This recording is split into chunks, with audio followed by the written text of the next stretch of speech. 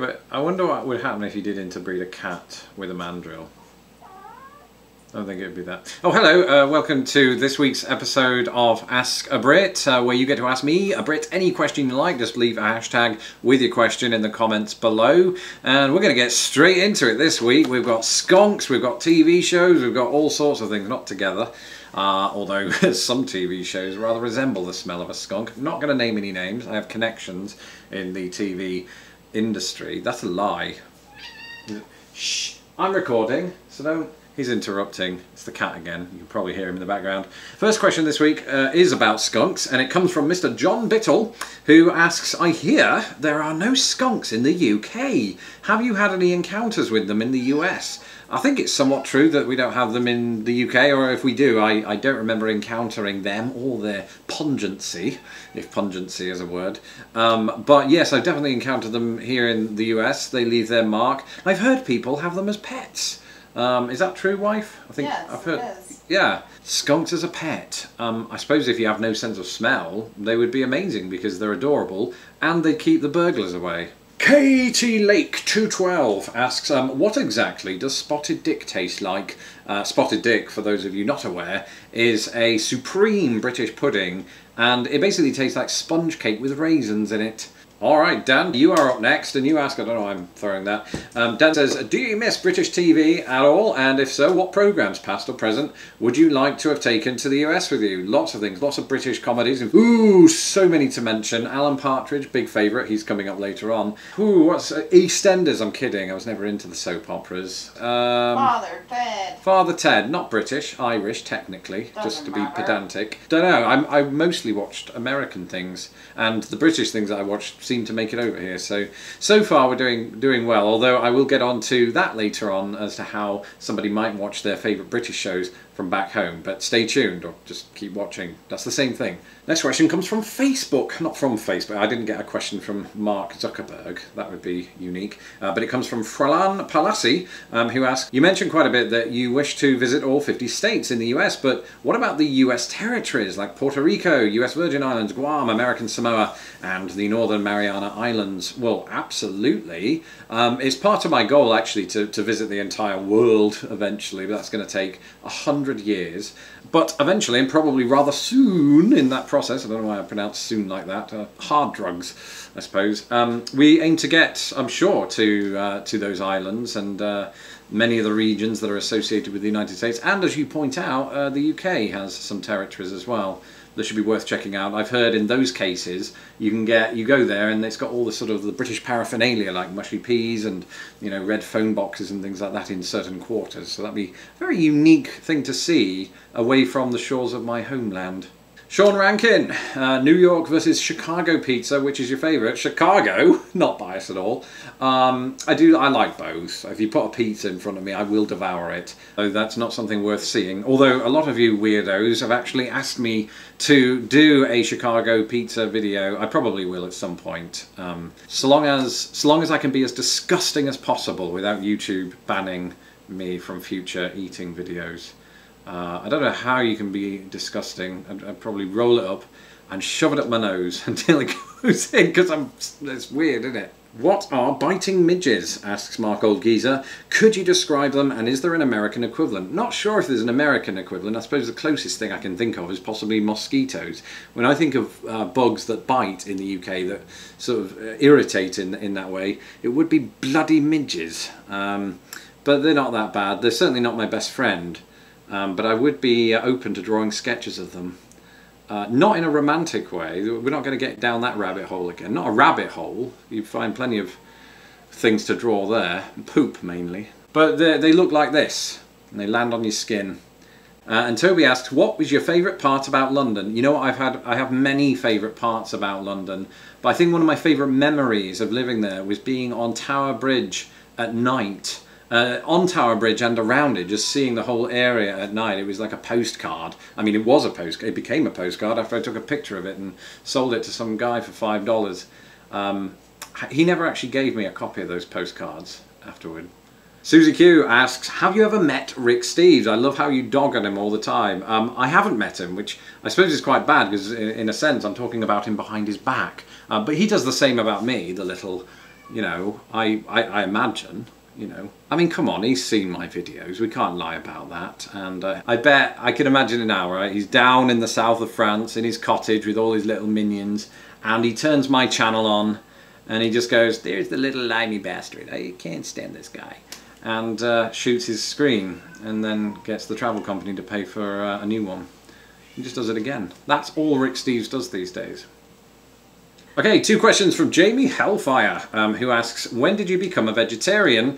I became a vegetarian at the start of 2016, so a little secret about me, and maybe I'll do some kind of epic video about this. A few years ago, I decided I wanted to cut out things from my life that I consumed too much of, right, and replace it with something a little better.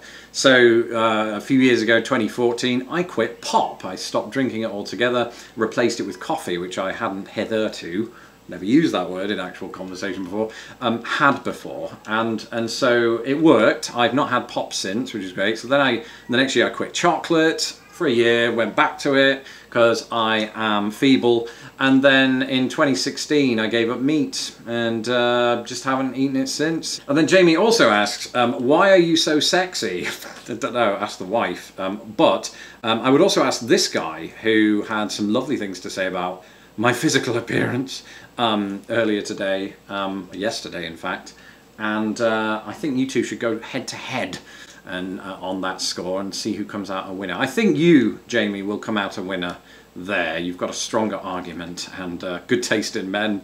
So, Chad Bolkins, I hope I'm pronouncing that correctly. I could never pronounce Chad, so I'm joking. My question is, does anyone call you Larry as opposed to Lawrence? My sister-in-law calls me Larry, though I don't remember giving her that permission. Though now she's pregnant, so she's got that card to play, so I can't even argue it.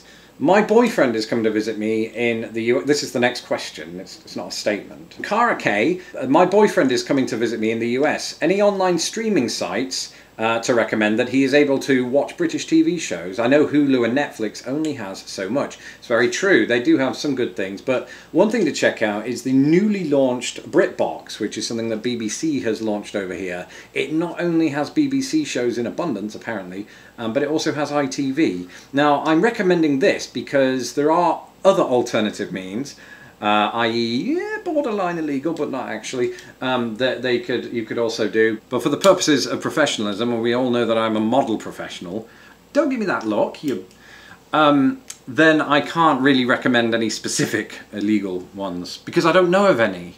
BritBox, it's official. Next question comes from IB Stevie B, who says, I know an English fellow who uses the slang phrase, I can't read that, I'll put my glasses back on, it's a slang phrase, getting on my nipples, to mean annoying, frustrating.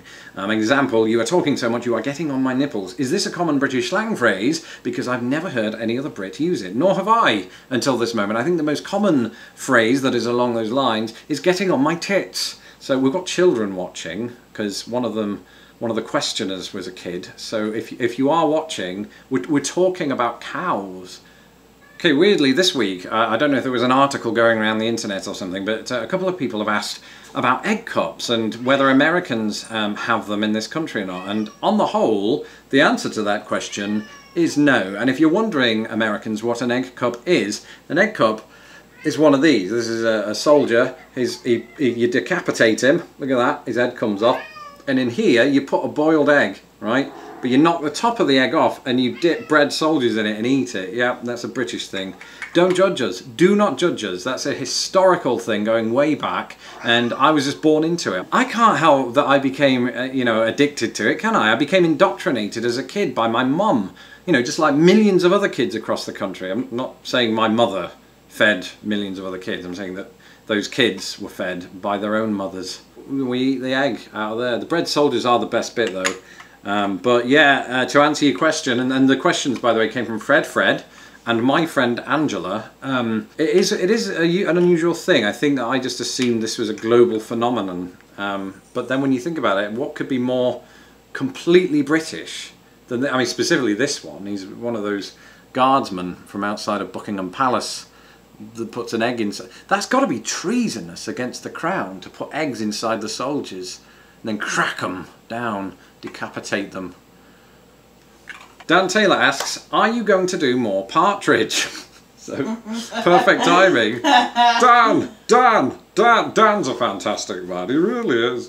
Thank you for asking that question. Where did it come from? Don't know, probably the back of the drawer. 3 of them an episode and you'd be away. He goes high at the end of a lot of the things he says, and I think that's the best part to mimic, because it's hard to get out there. It's very high, it's very low. It's very difficult to maintain that cadence. And we are now at the penultimate question. Don't know why I'm doing that voice. But the penultimate question comes from Banancia Galpsy, 1968, who asks, have you read any Tolkien? And who would be your favourite British writer? I started reading Tolkien, The Lord of the Rings, a while back, and I couldn't get beyond the 3rd page. It's so descriptive and very interesting language, but it just didn't hold me like the films did, strangely enough. But I would say my favourite author, British author, is Douglas Adams, and the trilogy in 5 parts is among the greatest trilogies of all time, certainly among my favourite books,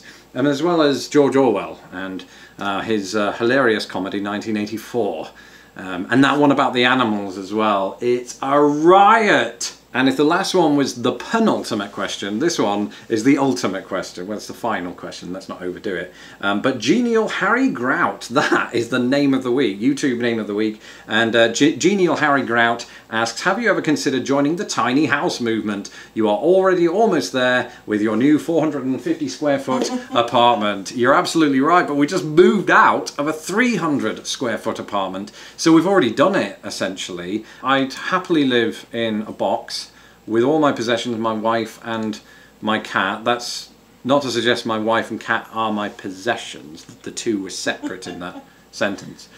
And it'd be fun for, you know, a good couple of hours. And then we'd probably, you know, call the emergency services to come and release us if we ever forgot our keys. That's it for this week's episode of Ask a Brit. Once again, if you have any questions for me, leave them in the comments below this video, or any video, not any video. They have to be my video, I should specify that. If you leave them under the video of PewDiePie, it's just going to get lost in the shuffle. But yes, continue to tune in, tell your friends to subscribe, tell your friends to ask questions. We'll have a huge communal chat, which would be bloody hard to navigate, actually. Tell as few people as possible. Until next week, have a jolly good time and look out for my videos in the week.